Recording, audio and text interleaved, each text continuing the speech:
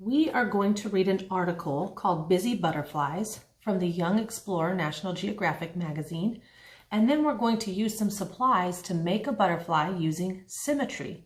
You will need a piece of white paper. I'm using computer paper because it's easy to see through, a pencil with good lead, a black marker or even a Sharpie, and then get some colors, crayons or markers that you would like to use after. If you have paints, that would be cool too.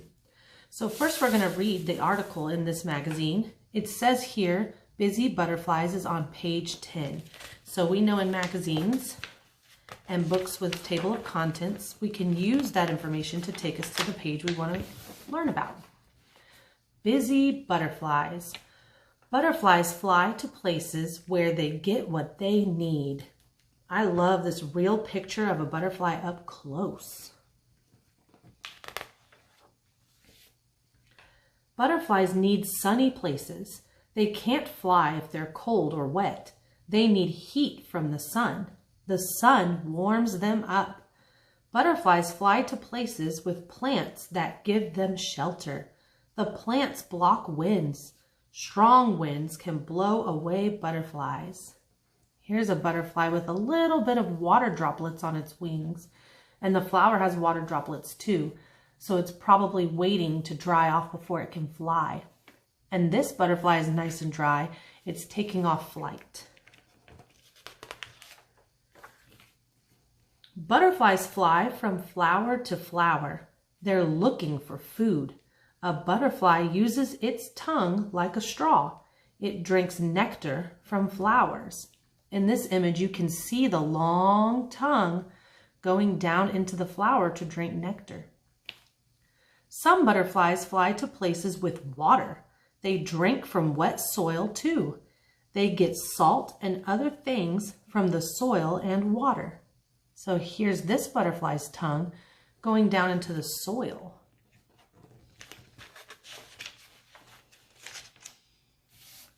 People plant gardens for butterflies. They pick sunny spots. They grow plants that block wind. They grow plants with flowers.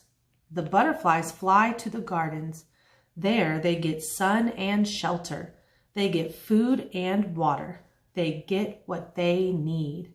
This is a beautiful picture of a butterfly garden that somebody created to attract butterflies. And you could do that too. You just need to remember to plant things that block wind, that have flowers. And those are two things that butterflies are looking for. Now, I think butterflies are very beautiful, and in these images, we saw some beautiful wings, some different patterns and colors, and you can use any colors you want for your butterfly picture today. So I'm going to scoot this over and start with my materials.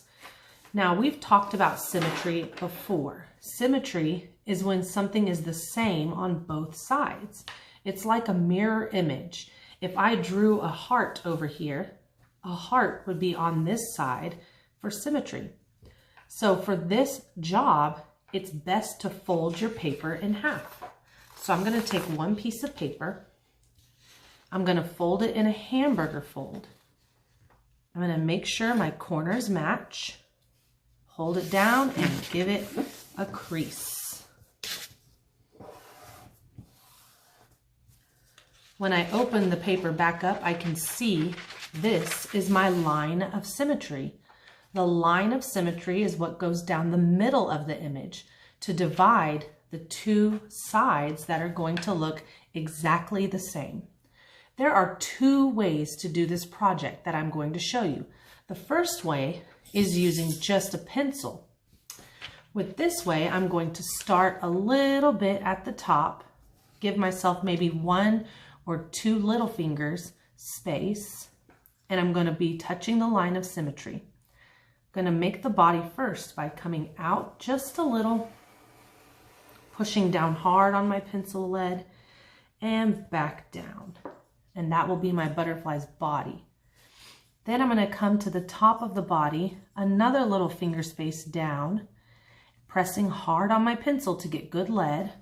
I'm going to go up and curve around to make the top wing. and go back in.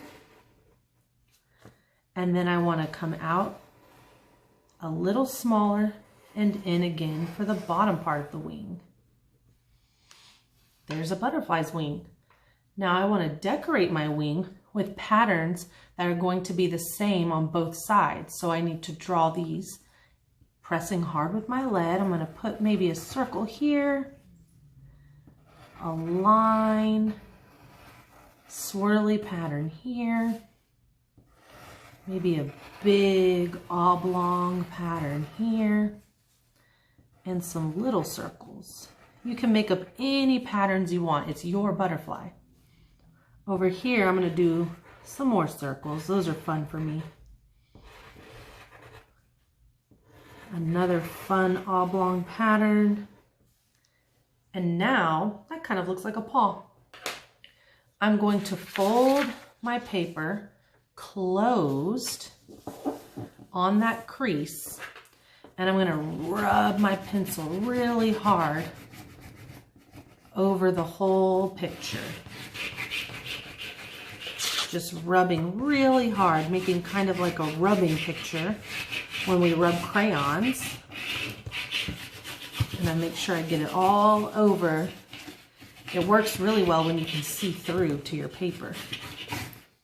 And when I open it, I can see the lead marks on this side. It might be hard for you guys to see on my camera, but do you see the circle and the patterns that I made? And now I can just trace it where I can see it to make it darker. Another trick that you can do for the rubbing part, if your pencil is not rubbing very well, you could also use a marker that has a smooth flat surface to rub, or a ruler is really good for that. Okay, so I'm going to draw all those same shapes by tracing the marks that I can see left over from my pencil lead. I'm going to stop and show you the other way to do this if you don't want to do the pencil method. Okay, you can do a marker method that works best if your paper is thin and a little bit see-through. You can test it by holding the black marker underneath, and if you can see a little shadow of it, you have a good thin paper. Computer paper is what I'm using. I'm going to do the same fold. I'm going to go a little faster this time. Match up my corners, hold it, give it a crease. That creates my line of symmetry.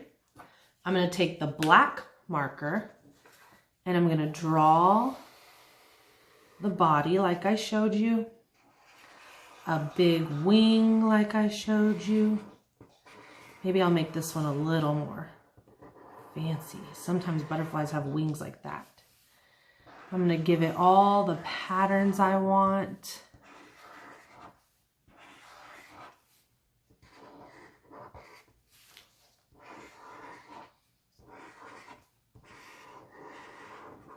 Okay, and for this style, I'm going to close it the other way.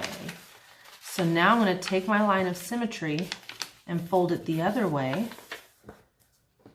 flip it over, and you can push down and see through your paper to the black lines that you just made. And if you trace those, like the shadow of it,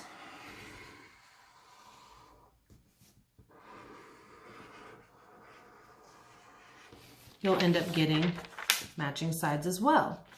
So I'm going to go back to my pencil one. I'm going to finish tracing with the lead while you guys are tracing yours the way you've chosen.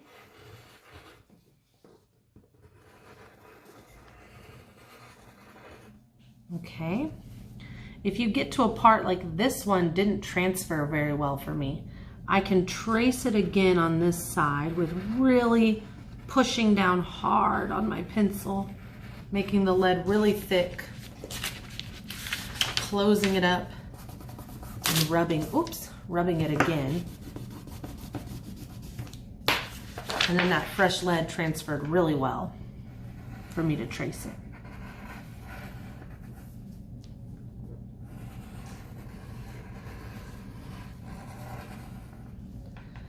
After I have the wings matching on both sides, I can add my colors.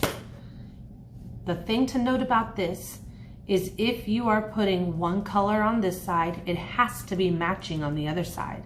Here you can see I have pink and pink, orange, orange, pink, pink, yellow, yellow, green, green, and so on. Your wing colors have to match on both sides, just like symmetry. It's as if I were holding up a mirror to one side to see the other.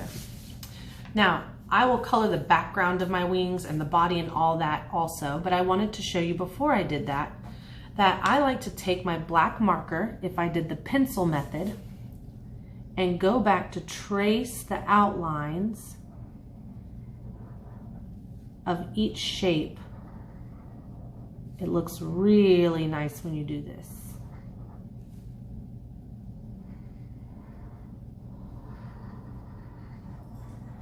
Also, if you used marker or watercolor paints, this would look really pretty hanging up in your window where the sun can shine through.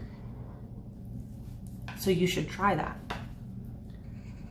I might use crayon to color the big inside parts of my wings, because crayon sometimes you can color a little faster with it.